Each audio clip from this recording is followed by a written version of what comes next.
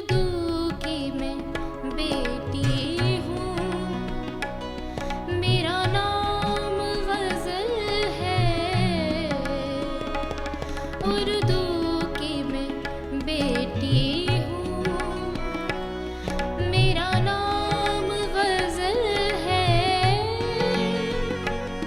لب پھول کے جیسے ہے، میری آنکھ کبل ہے۔ آداب ناظرین، میں ہوں آصف خان۔ ایک بار پھر سفر غزل کا لے کر ہم آ پہنچے ہیں ایک خاص موڑ پر، لیکن اس سے قبل کہ آگے بڑھیں ہم آپ کو یاد دلا دیں کہ گزشتہ ہفتے ہم بات کر رہے تھے طوطی ہند حضرت امیر خسرو کے بارے میں، تو آئیے اسی گفتگو کو آگے بڑھاتے ہیں۔ خسرو جیسا جینیس اور اس کے جیسا ملٹی فیسیٹڈ جو ہے کوئی اور شخص جو ہے ہمیں ہندوستان کی تاریخ میں بڑی مشکل سے ملے گا آپ کو۔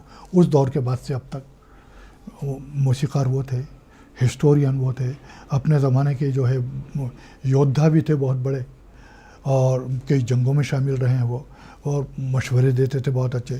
اس کے بعد تصوف سے ان کا لگاؤ، تو وہ تو ایک ایسی عجیب اور ہندوستان کی موسیقی کی تاریخ، میوزک کی تاریخ خسرو کے بغیر تو نامکمل سمجھی جائے گی۔ بہت بڑا اور اہم چیپٹر ہے۔ کئی راگ راگنیوں کو ملا کر انہوں نے جو ہے کچھ نئے راگ وہ کیے، انہوں نے وادیہ سنگیت میں بھی جو ہے بڑے اضافے کیے، تو اس سے تو ہم مقابلہ کر ہی نہیں سکتے۔ اور اس کی غزل جو ہے، اس کی غزل کا تو غالب نے بھی اعتراف کیا، میر نے بھی اعتراف کیا۔ حضرت امیر خسرو کو فارسی والے بھی اپنا شاعر مانتے ہیں اور ہندی ادب میں بھی ان کا منفرد مقام ہے، اور اردو والے انہیں اردو کا ابتدائی شاعر تسلیم کرتے ہیں۔ جب فارسی زبان کا دورہ ہوا تو یہ خواص کی فارسی زبان رہی ہے۔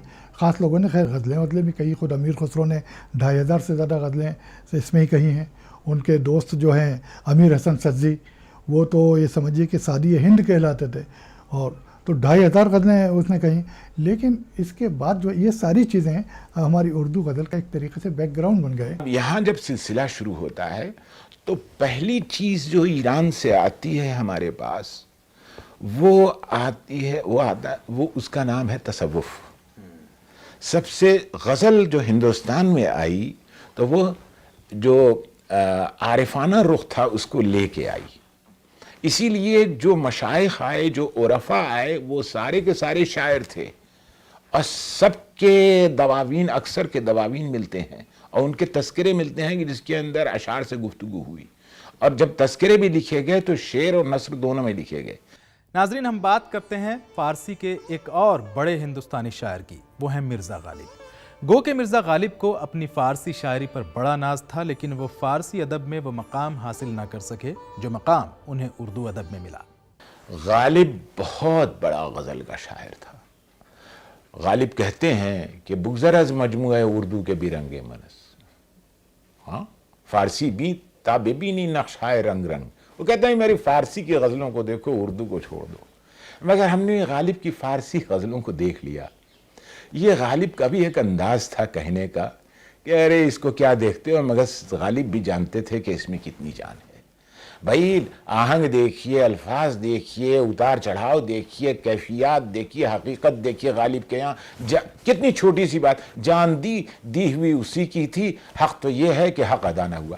اب اتنی خوبصورتی سے اتنی بڑی بات کو اتنے خوبصورت الفاظ سے، اتنے آہنگ سے بیان کرنا کسی آسان کام ہے؟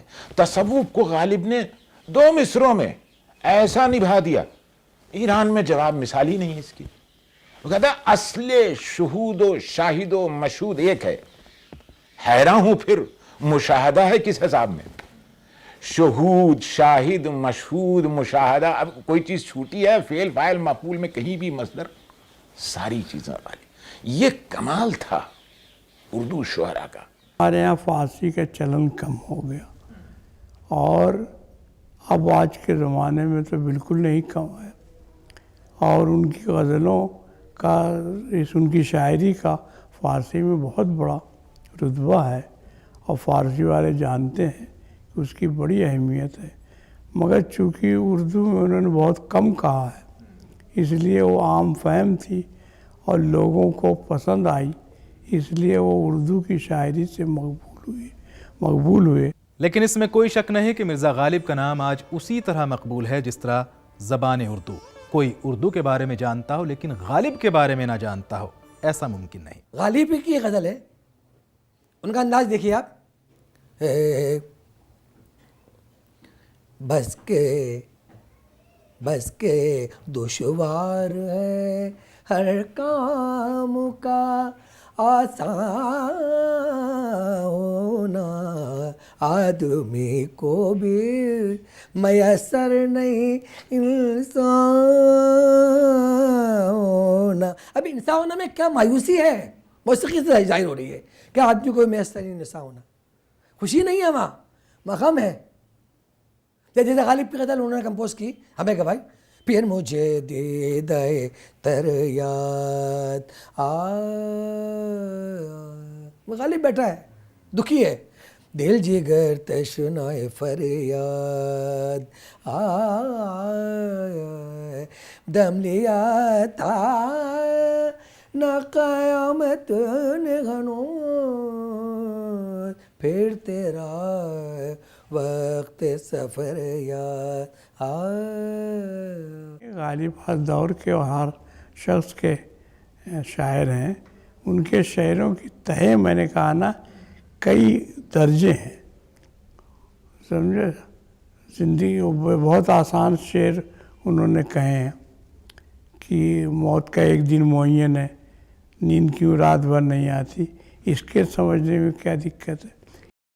انہوں نے کئی درجوں پہ شاعری کی ہے، اس میں بامعنی بھی ہے، گہری معنی بھی ہے اور عام فہم بھی ہے، مگر ان کی زیادہ تر شاعری جو ہے وہ بہت تہدار اور گہری ہے، اسی لیے مشکل پسند بھی ہے۔ غالب تک پہنچتے پہنچتے ایک بڑی نمایاں تبدیلی تصور حسن و عشق میں ہوئی ہے۔